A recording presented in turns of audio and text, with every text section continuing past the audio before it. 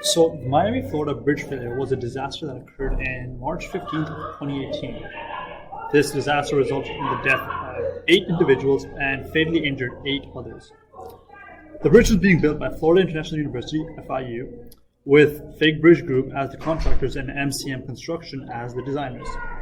The collapse was due to 2 main flaws: a flawed design and a defective material being used.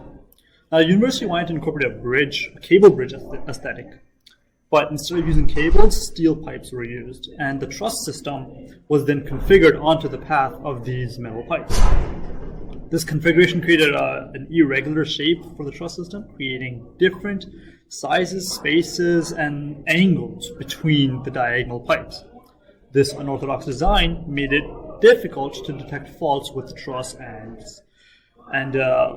truss systems and possible failing joints. Consequently, joint failed.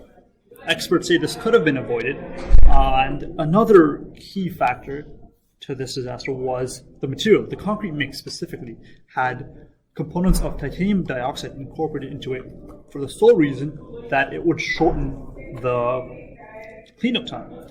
However, research proves that titanium dioxide reduces the strength of concrete. Now, 2 days prior to the collapse, new cracks were noticed on joint 11.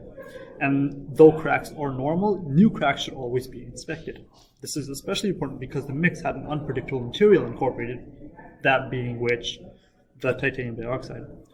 The principal engineer at FIG noticed these cracks and reported them 2 days prior to the collapse as being evident, but not appearing to have safety hazard incorporated. Nothing to be concerned about. Now, there was one other party involved in this case, that being the Louis Berger Group. They were a subcontractor hired by FIG to provide data on this bridge, provide accurate and reliable data. They missed joint 11 where the failure happened, either missed it or simply neglected it.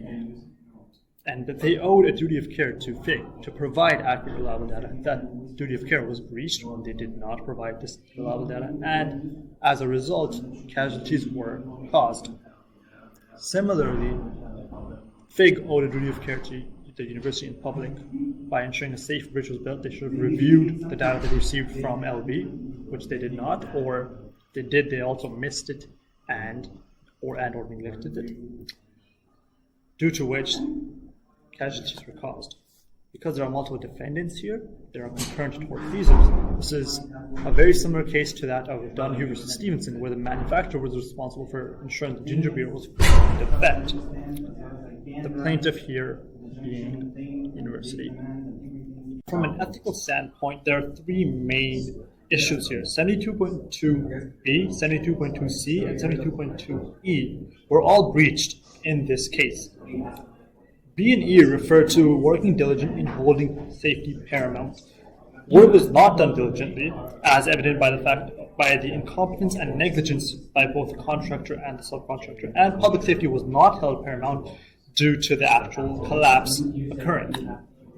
72.2c refers to reporting and analyzing defects that are found, and only the reporting aspect of this was completed. No analysis was further done. The engineer at FIG should have meticulously gone over this design by evaluating all the possible ways for potential variables of failure, such as the concrete mix and the truss design.